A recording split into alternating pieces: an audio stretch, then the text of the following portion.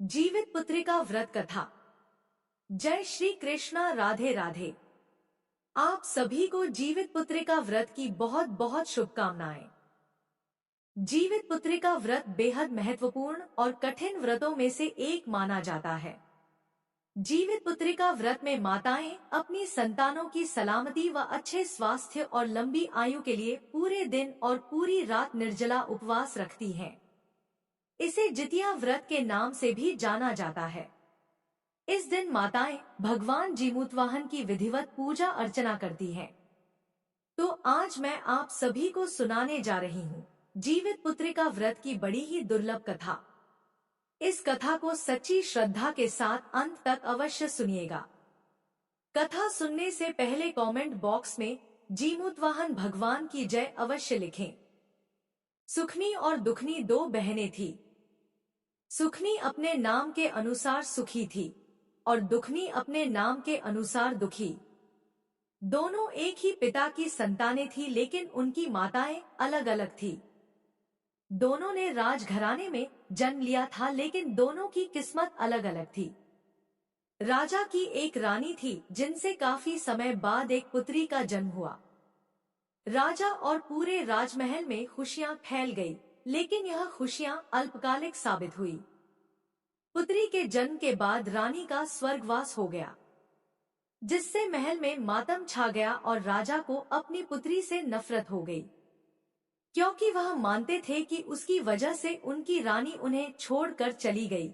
इसलिए उन्होंने उसे अभागन कहकर उससे दूरी बना ली। राजा ने कहा कि वह कभी इस लड़की की शक्ल भी नहीं देखेगा। महल के सभी लोग और दास दासियां उस बच्ची के प्रति हमदर्दी दिखाने लगे। उन्होंने उसे दुखनी कहना शुरू कर दिया, क्योंकि वह जन्म से ही दुखी थी। राजा के मंत्रियों ने उन्हें समझाया कि बच्ची का इसमें कोई दोष नहीं है, उसकी माँ चली गई है और राजा ने भी उसे छोड़ दिया है, तो उसका क्या होगा। लेकिन राजा ने किसी की नहीं सुनी। दुखनी को दासियों के हवाले छोड़ दिया और खुद दूसरी शादी कर ली। दूसरी रानी महल में आई और समय धीरे धीरे बीतता गया। दूसरी रानी भी गर्भवती हो गई और उसने एक लड़की को जन्म दिया। महल में खुशियां मनाई गई। राजा भी बहुत खुश थे। उस लड़की का नाम सुखनी रखा गया, क्योंकि उसके आने से महल में बहुत खुशियां आ गई थी। राजा और रानी दोनों ही बहुत खुश थे। जब रानी की अपनी बेटी हो गई तो वह दुखनी से और भी नफरत करने लग गई।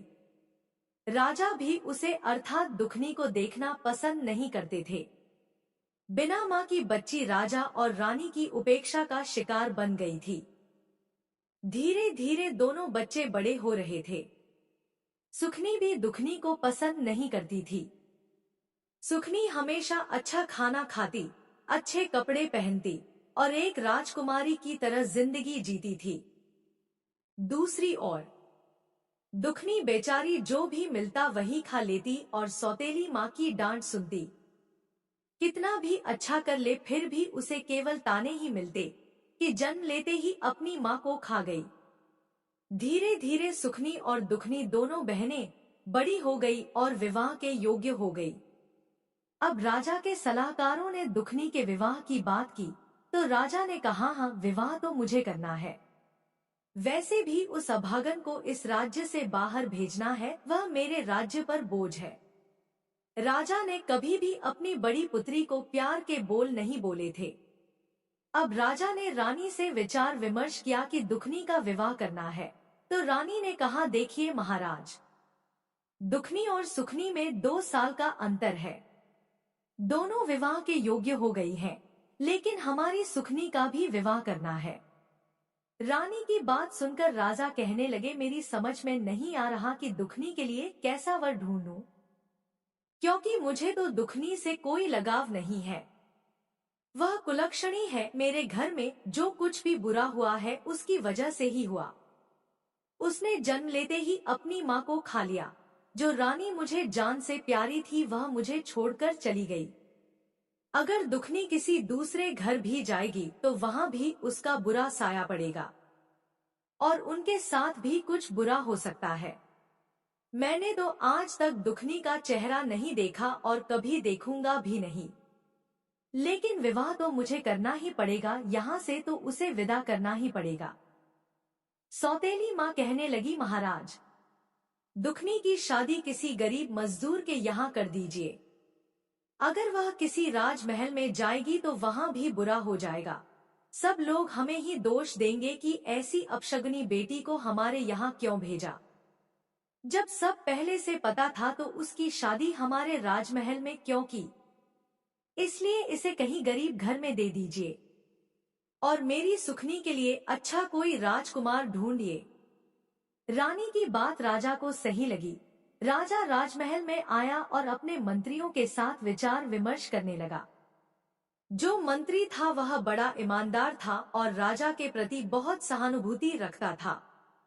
लेकिन राजा उसकी भी कोई बात सुनने को तैयार नहीं था, क्योंकि मंत्री को दुखनी से बड़ी सहानुभूति थी और वह उसे राजा की अनुपस्थिति में अपनी बेटी की तरह मानता था। लेकिन राजा के मन में सिर्फ यह विचारधारा थी कि दुखनी अपशगुनी है और वह कहीं भी सही नहीं रह सकती। जहाँ भी जाएगी वहाँ सब बुरा ही करेगी। राजा के मन में एक दृढ़ धारणा थी, लेकिन मंत्री जी की बात राजा के सामने नहीं मानी गई। इसलिए नाई और पंडित को बुलवाकर दोनों बहनों के लिए राजा ने जैसा वर बताया वैसा ढूंढने के लिए भेज दिया। नाई और ब्राह्मण दुखनी के प्रति गहरी सहानुभूति रखते थे। पूरी प्रजा भी दुखनी के प्रति हमदर्दी महसूस करती थी, लेकिन राजा के डर के कारण कोई कुछ बोल नहीं सकता था। बेचारे नाई और ब्राह्मण दुखी मन से चल दिए। राजा ने जैसा वर बताया था उसी तरह का ढूंढने के लिए वे राज्य से काफी दूर एक गांव में पहुंचे। गांव ठीक ठाक था, लेकिन एक नदी के किनारे एक झोपड़ी थी। एक बूढ़ी औरत बाहर चबूतरे पर बैठी अपने बालों में कंघी कर रही थी। वह बहुत बूढ़ी थी, उसका घर भी बिखरा हुआ था। नाई और ब्राह्मण जब उसके पास पहुंचे तो पूछने लगे, मैया, तुम्हारे घर में कौन कौन है? बूढ़ी औरत ने उत्तर दिया, बेटा, हम तो गरीब लोग हैं, मजदूरी करके पेट पालते हैं। मेरा एक बेटा है जो मजदूरी करता है और जितना कमाता है उससे ज्यादा उड़ा देता है, क्योंकि उसका काम में मन नहीं लगता। मैं भी जितना कर सकती हूँ करती हूँ। नाई और ब्राह्मण एक दूसरे को देखकर सोचने लगे कि यही घर दुखनी के लिए ठीक रहेगा। इसलिए उन्होंने बुढ़िया से बात की और कहा कि हम राजा की बेटी का विवाह तुम्हारे घर में करना चाहते हैं। बुढ़िया चौंक कर खड़ी हो गई और कहने लगी, क्यों तुम दोनों मुझ बुढ़िया के साथ मजाक कर रहे हो?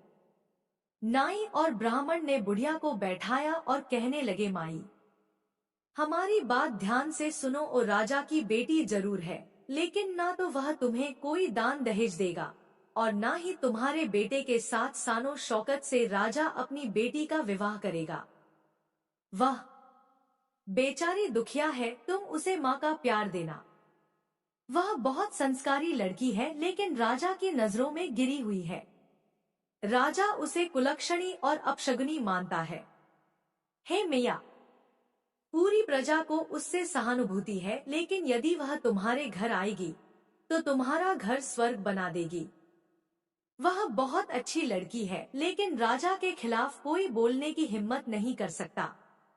बुढ़िया माई कहने लगी, ठीक है बेटा, मेरे बेटे का तो विवाह होना ही मुश्किल है, कौन अपनी लड़की मेरे बेटे के लिए देगा? मुझे तो इसी में खुशी है कि मेरे बेटे का विवाह हो जाएगा।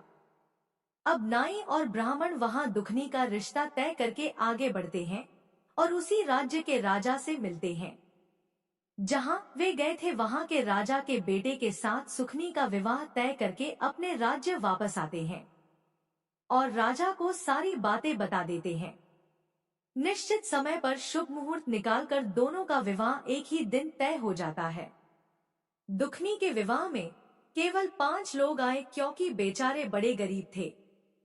राजा और रानी को कोई परवाह नहीं थी, जैसे तैसे फेरे हुए और दुखनी को विदा कर दिया गया।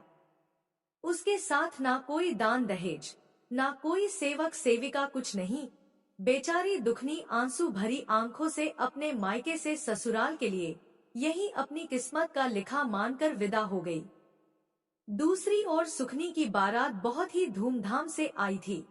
राजा ने बहुत उत्साह से सुखनी का विवाह किया और बहुत अधिक दान दहेज दिया। बहुत सारा धन, घोड़े, हीरे, मोती आदि राजा ने अपनी हैसियत से अधिक सुखनी को दहेज में दिया। राज्य का राजकुमार और दूसरा राजा बहुत खुश हुए और सुखनी की विदाई बड़े ठाट से हुई। दोनों बहनें विदा हो चुकी थी। बेचारी दुखनी झोपड़ी में आई और अपनी किस्मत पर फूट फूट कर रोने लगी। लेकिन उसने ईश्वर की मर्जी मानकर अपने पति और सासू माँ की सेवा में लग गई। उसकी सास बूढ़ी थी। दुखनी बेचारी अपनी सासू माँ के हाथ पैर दबाती, कंघी करती, उनके कपड़े धोती और खाना बनाती। उसका पति मजदूरी करता था, आधे से ज्यादा पैसे नशे में उड़ा देता था और कुछ पैसे लाता था जिससे घर का गुजारा भी नहीं हो पा रहा था। दुखनी ने अपनी सासू माँ से कहा, माँ जी, अगर मैं कुछ काम करूंगी तो हमारे हालात कुछ ठीक हो जाएंगे। बुढ़िया अपनी बहू को बिल्कुल अपनी बेटी की तरह प्यार करती थी, लेकिन दुखनी का पति उसे बहुत तंग करता था। अगर दुखनी अपने पति से कुछ कहती तो वो उसे मारता पीटता था। समय धीरे धीरे बीत रहा था और अब दुखनी गर्भवती थी। कुछ सालों बाद दुखनी के 2 बेटे और 2 बेटियां हो गई। समय बीता और सालों बीत गए, लेकिन किसी ने भी कभी दुखनी की कोई खबर नहीं ली। अब जब बच्चे हो गए तो परिवार में खर्चे बढ़ गए। अकेले आदमी की मेहनत मजदूरी से घर खर्च चलाना मुश्किल हो गया। दुखनी ने कहा, माँ जी, अगर मैं भी मेहनत मजदूरी करूंगी तो हमारे हालात बेहतर होंगे। सासू माँ ने कहा, बेटी, तुम तो राजकुमारी हो, तुमने कभी काम नहीं किया होगा। दुखनी ने कहा, माँ जी, कैसी राजकुमारी, मैं तो ऐसी ही हूँ। अपने पिताजी के घर में भी मैं ऐसी ही थी। मुझे काम करने से कोई ऐतराज नहीं है। दुखनी का व्यवहार बड़ा मीठा था। पड़ोसी और गांव वाले सब दुखनी से बहुत खुश रहते थे। दुखनी बड़ी पूजा पाठ वाली धार्मिक विचारों की महिला थी। उसे काम मिलने में देर नहीं लगी। वह लोगों के घरों में काम करने लगी। किसी का खाना बनाती तो किसी के घर में झाड़ू पोंछा करती। इस तरह दुखनी को कहीं अनाज, कहीं तो कहीं भोजन और कहीं कुछ पैसे मिल जाते थे। अब दुखनी का गुजारा सही से होने लगा, जबकि उसके पति में कोई सुधार नहीं आ रहा था। दुखनी अपने पति को समझाने की कोशिश करती, लेकिन वह उल्टा उससे गाली गलौज करता और मारता पीटता। जब भी जितिया का व्रत आता तो वह पूरी श्रद्धा के साथ अपना व्रत करती थी। लेकिन माता रानी की कृपा से अब घर में पहले की तरह भूखा नहीं रहना पड़ता था। सबके पेट भर जाते थे, इतना उसके घर पर जितिया माता की कृपा थी, क्योंकि वह मेहनती थी और मेहनत करके गुजारा करती थी। दूसरी ओर सुखिया के घर में नौकर चाकर की कोई कमी नहीं थी। सुखिया राजकुमारी थी और राजमहल में राजा के घर से विदा होकर राजा की बहू बनी थी। वह राजा की बेटी और राजकुमार की पत्नी थी, अर्थात होने वाली रानी थी। एक दिन सुखिया को अपनी बहन दुखिया की याद आई। वह सोचने लगी कि बहुत समय बीत गया है, जाकर देखना चाहिए कि आखिर महारानी के रंग ढंग कैसे हैं। वह शायद बहुत दुखी होगी, क्योंकि उसके पास है ही क्या, एक बार जाकर देखना चाहिए। सुखिया ने सोचा कि अगर दुखिया कहेगी तो उसे अपने पास नौकरानी बनाकर रख लूंगी और वह मेरा काम करेगी, जिससे मुझे तसल्ली होगी कि कम से कम यहाँ भी मेरी सेवा हो रही है। सुखिया को अपने राजसी जीवन पर बड़ा गर्व था। सुखिया दुखिया के घर गई। दुखिया ने अपनी बहन को देखा तो बहुत खुश हुई। उसने सुखिया का बड़े आदर सत्कार से स्वागत किया और उसे बैठने के लिए पीढ़ा दिया। सुखिया ने देखा कि दुखिया की झोपड़ी में बहुत गरीबी थी और उसके बच्चे इधर उधर खेल रहे थे। किसी के तन पर फटे कपड़े थे तो किसी के बिना फटे। फिर भी दुखिया खुश थी और उसकी सासू माँ भी दुखिया के गुण गा रही थी। यह देखकर सुखिया को बड़ा गुस्सा आया कि दुखिया की सासू माँ उसकी तारीफ कर रही है। फिर सुखिया ने दुखिया से कहा, बहन तू घरों में जाकर काम करती है, क्या लेती होगी? इससे अच्छा तू मेरे साथ चल और मेरे राजमहल में काम कर। जितना तुझे यहाँ मिलता है मैं तुझे उससे ज्यादा मजदूरी दूंगी। यहाँ घर घर जाकर कितना काम करना पड़ता है तुझे? दुखिया ने जवाब दिया, बहन सुखिया, मुझे काम करने में कोई आपत्ति नहीं है। मैं यहाँ भी काम करती हूँ तो आपके यहाँ भी कर दूंगी। वहाँ काम करके मुझे खुशी मिलेगी कि चलो मेरी बहन का काम हो गया। बातचीत समाप्त करके सुखनी अपने राजमहल लौट आई और अगले दिन से दुखनी सुखनी के घर जाने लगी। सुखनी दुखनी से बहुत ज्यादा काम करवाती थी, क्योंकि दुखनी को परेशान करने में सुखनी को बड़ा मजा आता था। सुखनी को जो भी बासी खाना मिलता उसे वह दुखनी को दे देती और दुखनी उसे खुशी खुशी ले लेती। राजमहल में तरह तरह के व्यंजन बनते थे और कभी कभी बच्चों के लिए भी अच्छे पकवान मिल जाते थे। इस वजह से दुखनी और उसके बच्चे खुश रहते थे कि अब कुछ नया खाने को मिलेगा।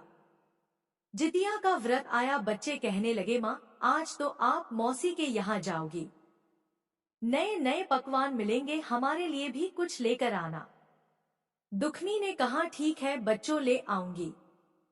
दुखनी सुखनी के पास गई और कहने लगी, बहन आज नहाए खाए हैं और जितिया का व्रत आ रहा है, तो मुझे भी कुछ पकवान दे देना, बच्चे बहुत उम्मीद से बैठे हैं। सुखनी ने कहा, अरे दुखिया कैसी बातें कर रही हो, काम कर, आज कुछ नहीं बनेगा। ऐसा कहकर उसे डांट दिया। बेचारी दुखनी रोती हुई अपने घर लौट आई। आज उसे बासी खाना भी नहीं मिला। दुखनी रोती हुई घर आई तो बच्चे बोले, माँ आज मौसी ने कुछ नहीं दिया। दुखनी ने कहा, नहीं बेटा। बच्चे बोले, माँ तुम नहाए खाए का जितिया व्रत कैसे करोगी, पारण कैसे करोगी? दुखनी की आंखों में आंसू आ गए, लेकिन वह कुछ नहीं बोली और कहा, बेटा जैसे भगवान चाहेंगे वैसे रह लूंगी। अपने बच्चों की लंबी आयु और स्वास्थ्य के लिए मैं व्रत जरूर रखूंगी। मेरे लिए धन दौलत जो कुछ भी है सब मेरे बच्चे हैं। लेकिन बेचारी दुखनी बहुत लाचार थी। वह अपनी भूख सह सकती थी लेकिन बच्चों के लिए व्रत जरूर रखती थी। लेकिन आज सासू माँ और बच्चों को भूखा कैसे देखेगी? तभी दुखनी ने मन ही मन निर्णय लिया। उसने कुल्हाड़ी और रस्सी उठाई और कहने लगी, आज से मैं किसी के घर नौकरानी नहीं बनूंगी और अपना काम खुद करूंगी। जंगल से लकड़ी लाऊंगी और शहर में बेच दूंगी और इसी से अपना गुजारा करूंगी। अब वह लकड़ी लाने के लिए रस्सी और कुल्हाड़ी उठाकर जंगल की ओर चल पड़ी। अभी समय था, वह लकड़ियां बेचकर अपने व्रत का सामान ला सकती थी। बेचारी जंगल की तरफ सच्चे मन से जितिया माता का नाम लेते हुए, बच्चों की लंबी उम्र की कामना करती हुई मन ही मन रोती जा रही थी अपनी बेबसी और लाचारी पर। चलते हुए उसने देखा कि जंगल के अंदर एक गाय है जो प्रसव पीड़ा से बहुत दुखी हो रही थी। गाय का प्रसव नहीं हो पा रहा था और वह बहुत परेशान नजर आ रही थी। दुखनी तो सच्चे दिल की थी, किसी का दुख उससे देखा नहीं जाता था। वह गाय के पास जाकर बोली, बहन तुम कौन हो?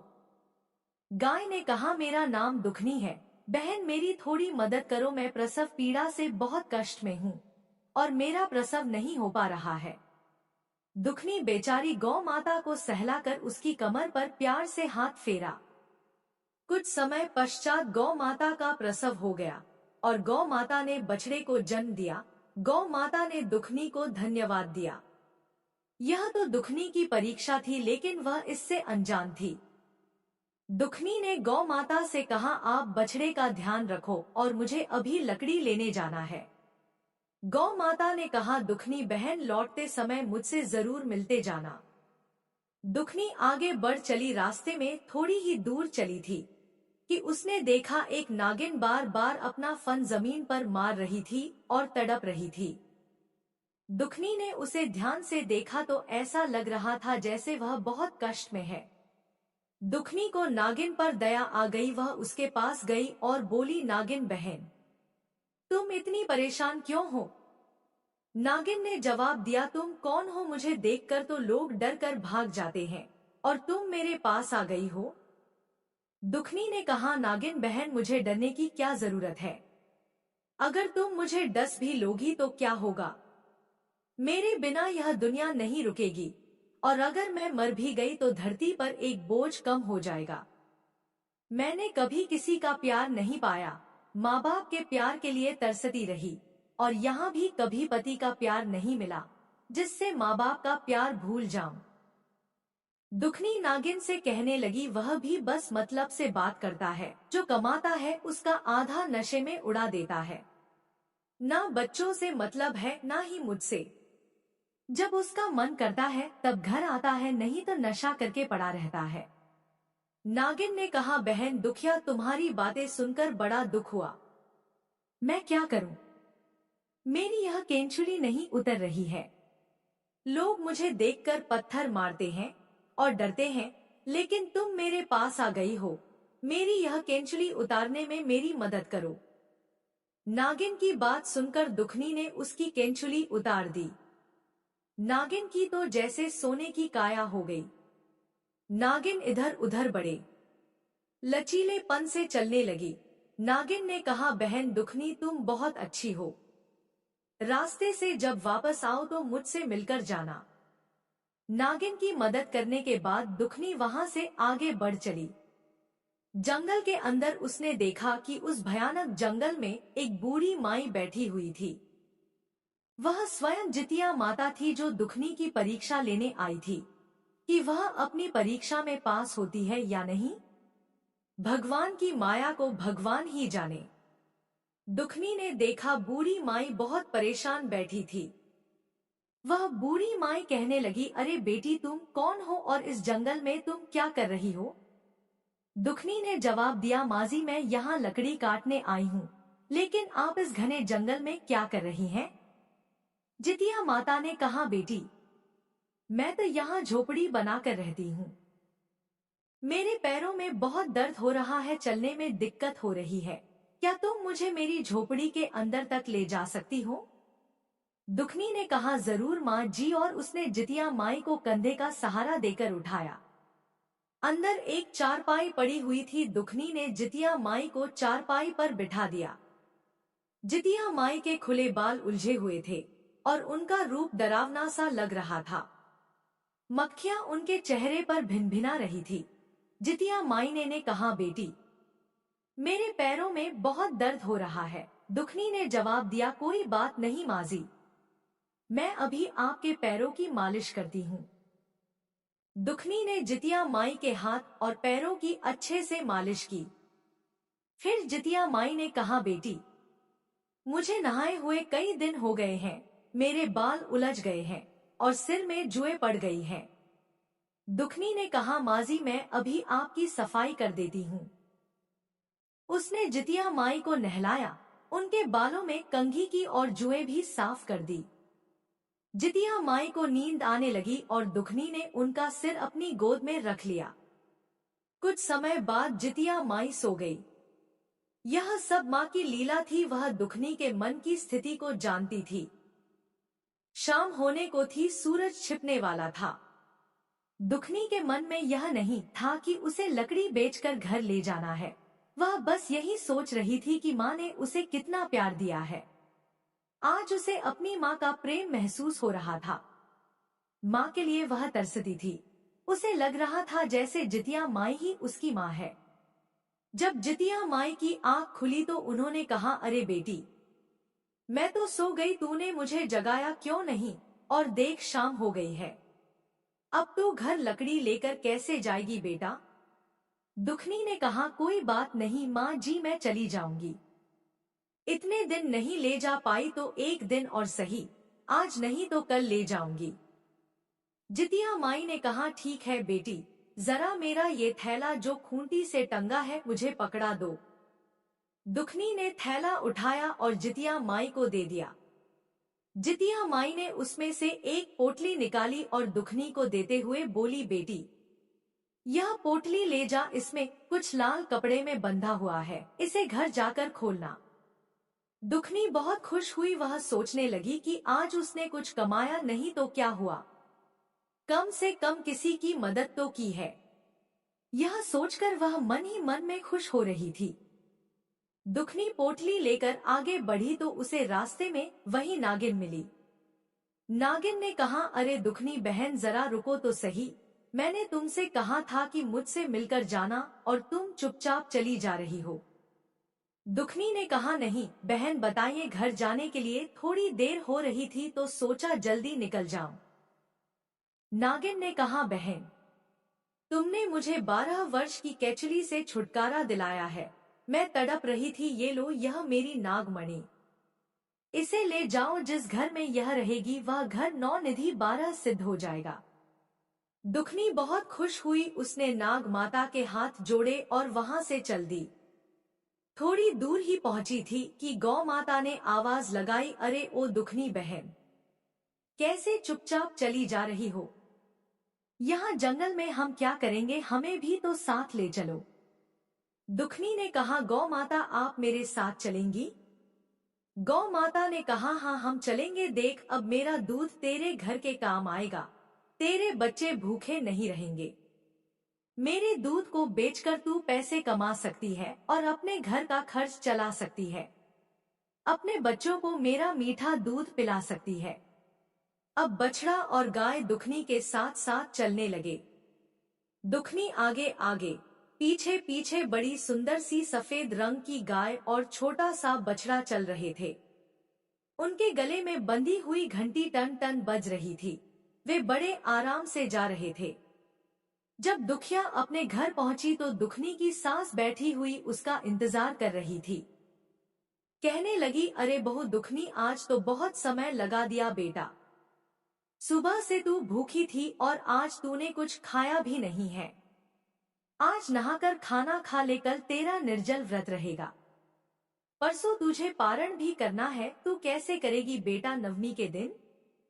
वह अपनी सासू माँ से बोली, माँ जी आप चिंता मत करो, मुझे तो लगा ही नहीं कि मैंने कोई व्रत रखा है। मेरे शरीर में तो अजीब सी ताकत का एहसास हो रहा है। मुझे नहीं लग रहा कि मैं आज इतनी परेशान थी। आज तो मुझे बहुत हल्का और खुशी महसूस हो रही है। जब वह घर आई तो उसने सारी बात अपनी सासू माँ को बताई। उसकी सासू माँ बोली, बेटा आज तुमने तो यह बहुत अच्छा काम किया। फिर उसकी सासू माँ ने चौके को लीप दिया और एक दिया जला दिया। दुखनी ने वहां पर लाल पोटली रख दी। जैसे ही दुखनी ने लाल पोटली खोली, उसमें से सोना, चांदी, हीरे और मोती निकलने लगे। यह देखकर दुखनी और उसकी सास की आंखें फटी की फटी रह गई। बाहर गाय रंभा रही थी। दुखनी बाल्टी लेकर गई तो गाय ने बाल्टी भरकर दूध दिया। सब लोग बहुत खुश हुए। शाम को जब दुखनी का पति मजदूरी करके आया तो उसने देखा कि घर के बाहर गाय बंधी हुई है और अंदर बड़ी रोशनी चमक रही है, क्योंकि वहां नागमणि रखी हुई थी। वह बहुत हैरान हुआ और कहा, अरे यह क्या है? दुखनी ने अपने पति को सारी बात बताई। फिर उसका पति दुखनी से माफी मांगने लगा और कहने लगा, दुखनी तुम तो साक्षात लक्ष्मी हो और मैंने आज तक तुम्हारी कदर नहीं की। तुम्हारे दुख को समझने में असफल रहा, मुझे माफ कर दो। दुखनी ने कहा, कोई बात नहीं स्वामी, देर आए दुरुस्त आए। लेकिन मैं इस बात से खुश हूँ कि अब तुमने मेरी अहमियत समझ ली है। अब हमारे पास इतना धन है कि हम अपना अच्छा सा काम शुरू कर सकते हैं। उसका पति भी खुश हो गया क्योंकि अब उसे मजदूरी नहीं करनी पड़ेगी। वह गरीबी से तंग आकर नशा करता था क्योंकि अपने बच्चों की भूख नहीं देख पाता था और उसका गुस्सा दुखनी पर उतरता था। वह दिल का बुरा नहीं था। अब दुखनी ने कहा, चलो कुछ धन ले लो और बाजार से जितिया माता के व्रत की तैयारी के लिए सामान दिलाकर आओ। दोनों बाजार गए और सामान लेकर आए। अब दुखनी के घर में जोर शोर से जितिया व्रत की तैयारी होने लगी। 2 दिन बीत गए और दुखनी काम पर नहीं गई। सुखनी को बड़ा आश्चर्य हुआ। वह सोचने लगी कि दुखनी को क्या हो गया है जो अब तक नहीं आई। सुखनी दुखनी के घर गई और कहने लगी, अरे दुखनी, तुम काम पर क्यों नहीं आ रही हो? दुखनी ने कहा, अरे बहन, मुझे अब किसी के घर काम करने की जरूरत नहीं है। अगर तुम्हारा मन करे तो तुम ही मेरे घर काम करने आ जाया करो। सुखनी ने देखा तो उसकी आंखें फटी की फटी रह गई। दुखनी के घर में हर सुख सुविधा की चीजें मौजूद थी और घर बनाने के लिए मिस्त्री से बात चल रही थी। सुखनी को यह सब देखकर विश्वास नहीं हुआ। वह सोच में पड़ गई कि दुखनी को इतना धन कहां से मिल गया। वह गुस्से में बोली, दुखनी, सच सच बता, यह सब कहां से चोरी करके लाई है? नहीं तो मैं राजा से शिकायत करके तुझे कारागार में डलवा दूंगी। बेचारी दुखनी डर गई क्योंकि वह सीधी साधी थी। कहने लगी, सुखनी बहन, मैंने कोई चोरी नहीं की है। मुझ पर तो जितिया माता का आशीर्वाद है। उनकी कृपा से ही मेरी समस्याएं हल हुई हैं। दुखनी से सुखनी ने कहा, मुझे पूरी बात बताओ। अब सुखनी के मन में लालच आ गया था और जब दुखनी ने अपनी कहानी सुनाई तो उसे भी धन पाने की लालसा जाग उठी। वह बोली, मैं भी जंगल में जाऊंगी और जितिया माता से धन लेकर आऊंगी। अब सुखनी अपने घर आ गई लेकिन उसे चैन नहीं मिला। किसी तरह उसने रात बिताई और सुबह उठते ही कुल्हाड़ी और रस्सी लेकर जंगल की तरफ चल दी। उसकी सास ने बोला, अरे बहू, कहाँ जा रही हो? बोली, माँ जी, बाद में बताऊंगी, मैं कुछ धन लेने जा रही हूँ। उसकी सास कहने लगी, अरे बेटी, मेरे घर में भगवान का दिया हुआ सब कुछ है, हमें और धन की क्या जरूरत है? वह बोली, नहीं माँ जी, आप मुझे करने दो जो मैं करने जा रही हूँ। वह अपनी सासू माँ की बात अनसुनी करके जंगल की तरफ चल दी। जंगल में चलती जा रही थी। जंगल में कुछ अंदर गई तो देखा एक गाय प्रसव पीड़ा से कराह रही थी।